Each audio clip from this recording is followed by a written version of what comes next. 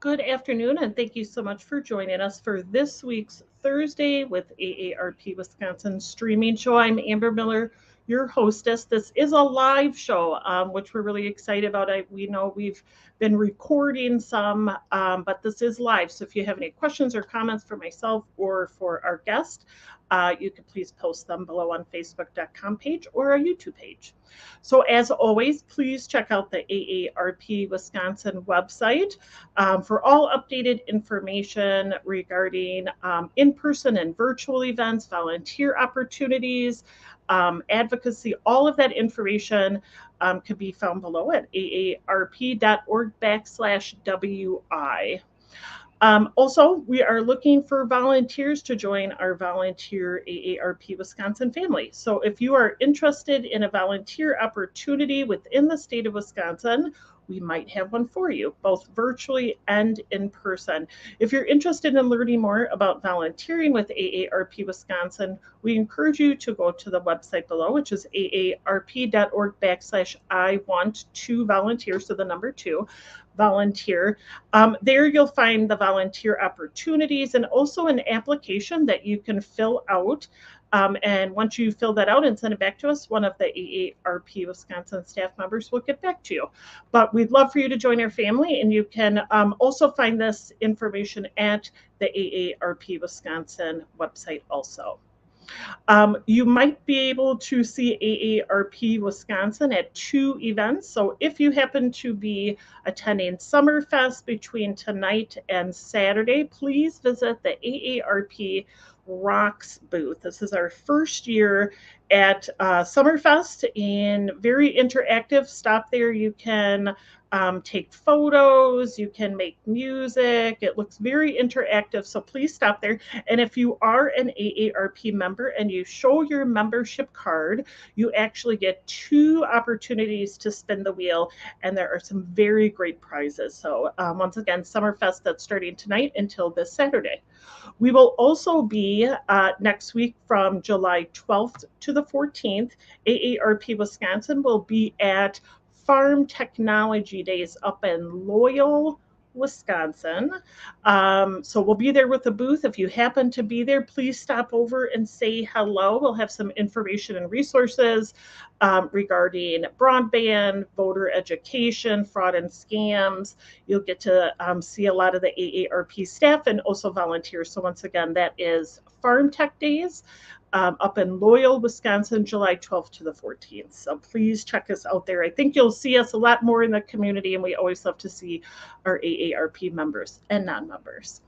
So today's guest is, we're excited to have him here, is Curt Witynski, who is the Deputy Executive Director of League of Wisconsin Municipalities. You could tell I haven't done a live show in a little bit.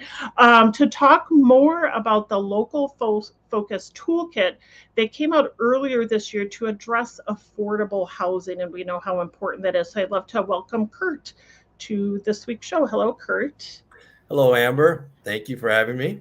Yeah, and thank you so much for joining us. And once again, this is a live show. If you have any questions for myself or Curt throughout the show, we encourage you to post them below on Facebook.com page or our YouTube page, and we'll get to them throughout the show. So, Curt, we know earlier this year, which we already have to imagine, it's already halfway through the year, but the League of Wisconsin Municipalities released an online guide to help communities adjust their zoning codes, which that might be a little Greek to some of our viewers, but also remove obstacles to generating more affordable housing options, which I know at AARP we hear a lot about, that there's not affordable housing. So can you talk a little bit about what motivated the League to develop this tool? Sure. So municipal officials, and our membership consists of city and village officials around the state, are concerned, just like municipal officials around the country, and how do we generate more affordable housing within our communities so that, the people who work here as firefighters or as teachers or as nurses can afford to live in those communities and have a place to live near where they work. And we were struggling to figure out, well, how do we help our communities do this? And we came across a handbook that the Vermont League of Cities had put out, and similar one that the Michigan League of Cities, and we dug a little deeper, found out that they had both worked with the Congress for New Urbanism, this national organization, to come up with these, I thought, really easy to read guides that offered, what attracted us, they offered incremental changes that a community could, step by step take if they want to do that. They could pick and choose also some of these changes to their zoning code that would make it a little easier for private development or homeowners to, add on to their homes if they wanted to, like an 8 accessory dwelling unit, or put in apartment buildings in commercial zones or in single family zones. So these were the types of ideas we thought, well, if we offer a similar guidebook to our members, it would be helpful.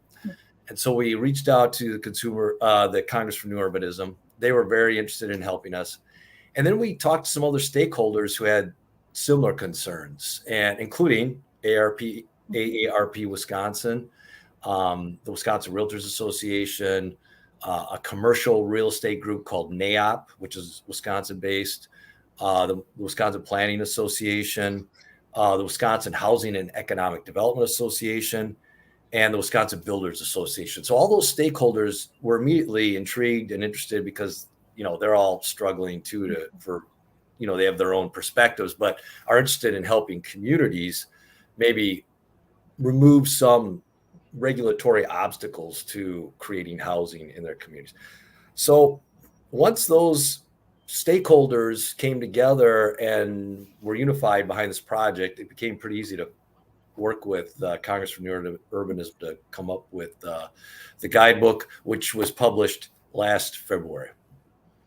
Correct. And I know for AARP, of course, we have our Livable Communities initiative, and I will plug that AARP came out with an ADU, which is accessible dwelling unit, because one of the things that we've heard is a lot of areas, I'm in the city of Milwaukee, zoning here, depending on where you live, has been very difficult. There's a couple communities that are pretty much like, we can't build any additional homes unless we build up, which I thought was kind of interesting, because I'm not a zoning expert by all means, but I was like, gosh, it can't be that hard. So I really appreciate the fact that the partners came, to the table and thought about ways that we can take down those barriers. And Curt, what action steps does the guide recommend municipalities to take to remove those obstacles? And then, of course, to develop workforce and missing middle housing. And if you don't mind, can you just define what missing middle housing is for our viewers? Yeah.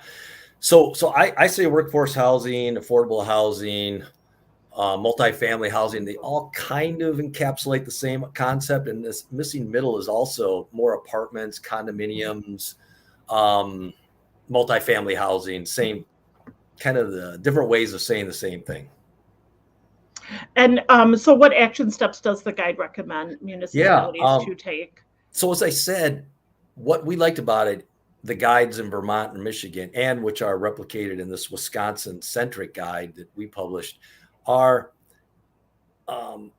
incremental changes that a community could adopt piecemeal if they wanted to, or they could do all of them. And so some of these are allowing multi-unit housing in single family districts where there already are apartments, historically, allowing multi-unit housing, apartment buildings in commercial districts as a right. Just, you wouldn't have to go and get a special permit. This would just be one of the allowed types of developments that could occur in those zoning districts. Also, there are other steps. We already mentioned ADUs, basically allowing them in single family zoning districts and in other commercial zoning districts, and kind of establishing some minor regulations about how a community would allow these in their community.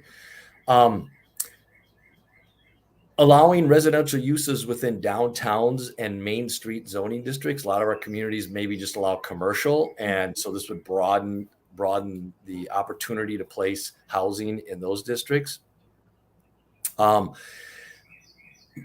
Reduce or eliminate parking minimums. This is often costly for developers to comply with. So if we reduce parking requirements or maybe even eliminate them, that could make it easier for developers to put in place more affordable housing. We also And have a chapter devoted to streamlining and making more efficient the local permitting process, whether it's a subdivision approval or individual building permits, so that developers and development that they know what the process is, they can depend on it, and it's not as time consuming as it might ordinarily be, because the more time that goes by, the longer they have to hold the property, and the uncertainty causes their dollars to increase, and then they have to pass that on obviously to the consumer, and so the housing becomes less affordable. So those are kind of some examples. There's more. There's a whole chapter also devoted to, well, how do you convince the public of making some of these changes, or allowing more affordable housing in maybe traditional single family zoning districts? Because that's, we often run into neighborhood resistance. And what are some ways to be more transparent, communicate better? I'm talking about the local government staff communicating with the public better. So there's a chapter devoted to that as well. And I believe Darren, our producer, was scrolling through it before. It's about 45 pages, but I love that it to me, I've read it. It's, I think, a pretty easy, user-friendly guide. If you could talk right here, Curt, just a little bit about this this section. Yeah, the community education.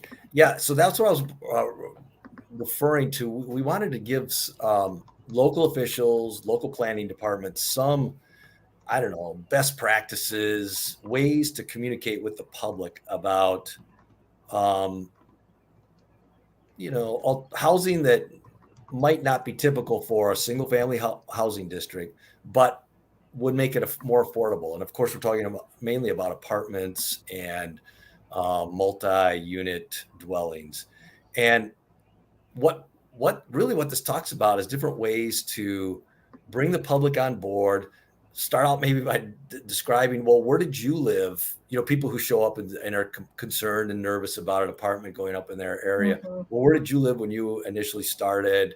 You left your home, you left college, you left high school. Typically, we all at some point in our lives live in an apartment. And if we don't have those available, then new people, new workers, people who want to live here aren't able to come to our community. And then also just show people through not so much maps and graphics, but actual photographs of the type of housing we're talking about. So it makes people comfortable, like, oh, we're not talking about, some big, massive multi-floor structure. We're talking about maybe a 4-story that looks, nice, kind of blends in with the character of the community more. So the more you show and educate, the more comfortable people ideally might become with the concept of multi-unit housing. Great. And so we just put the website below. I also know it's in the chat. Wisconsin League of Municipalities also put in the chat that if you're looking to download this free toolkit or resource guide, we encourage you. We'll make sure that we put that in the notes for today's show to print it out. And once again, it might just be one of those things where your local municipality maybe doesn't know about this guide, or maybe you read it and you're like, wow, maybe there is something that we can do, that we can inform. And Curt, how has the guide been received so far by your members? Really positively. In February, when the guide was first published, in late February, early March, we went on a tour of the state. The authors of this guide, who are fellows with the Congress for New Urbanism, one was a planner, has their own private planning office in Albuquerque, New Mexico. One is in Eugene, Oregon. They both came to Wisconsin in February, God bless them, and toured around with us to explain to municipal planners and anybody who's interested, on municipal staff or the general public. We held 3 or 4 seminars around the state and kind of went through the guidebook. It was well received. People appreciated it. Everyone from municipal elected officials to planning staff thought it was well done and easy to use. We've also had, our own seminars throughout the last 6 months, and we've been invited to speak at other programs put on by, for example, the Wisconsin Planning Association at their annual conference. And we're hopeful that people are adopting this. Communities are saying, well, yeah, we can pick and choose a couple of these ideas and incorporate them into our zoning code. And that's what we're seeing communities are doing. Beautiful. And it does look like, would you, Curt, be able to just maybe tell us, for our viewers who might not know what accessible dwelling units, also known as ADUs, if you could just talk a little bit about what that is. Yeah, that's the concept of being able to just add on to an existing single family home. And you could maybe build in your backyard or add another story or add a story to your garage or, whatever the case might be. And then people sometimes call these in the vernacular, granny flats or something like that, where so maybe you could have a relative live with you if you want. Maybe you could move into that accessory dwelling and then you make available your home that you formerly lived in, rent that or something like that. So it just creates more density and potential housing by just adding on to existing housing. And as I think, Amber, you mentioned earlier, that in many communities around the state, it's difficult to do that. It's very difficult to add square footage and kind of an additional apartment onto an existing single family home. And around the country, there's been this movement to enable communities to allow accessory dwelling units, add another dwelling unit to your single family home. What we're finding, I was at a conference earlier this summer that was put on by the National Association of Planners, and the executive director of that association said that what we're finding is that it's even just authorizing them, creating this option in your zoning code may not be enough, that there might have to be, step-by-step explanation for what a property owner would have to do, and maybe a direction to where you could get funding. And some cities have even gone so far as to set up a kind of a revolving loan for a property owner who wanted to, for example, add a accessory dwelling unit in their backyard.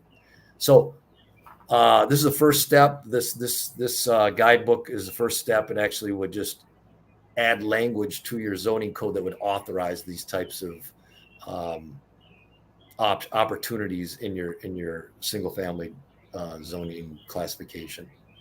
And Curt, I'm going to try to help my viewers out too. So Yes. The show Happy Days, I believe the Fonz lived above a garage, which would that be considered an ADU? That's a good example. I think that's a really good example. Yes. So yes, if you're a fan of Happy Days, this is kind of what we're talking about. There's many different versions of ADUs. I know Darren, our producer, put the link to the AARP booklet that we did a couple of years back on ADUs. I love that booklet. I think it's, once again, super user-friendly, but just kind of gives you ideas on what could be, especially if you're looking to kind of add on to your property. And Curt, in what other ways does the League plan to use this resource guide?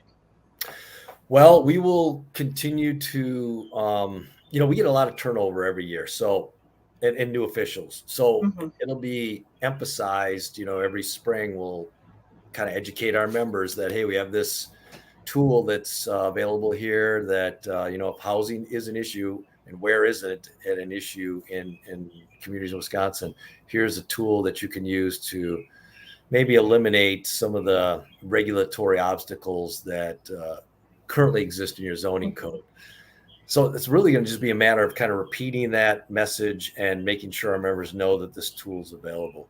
We'll have, every year we have an annual conference, and like many other associations, and it'll be a topic there as well.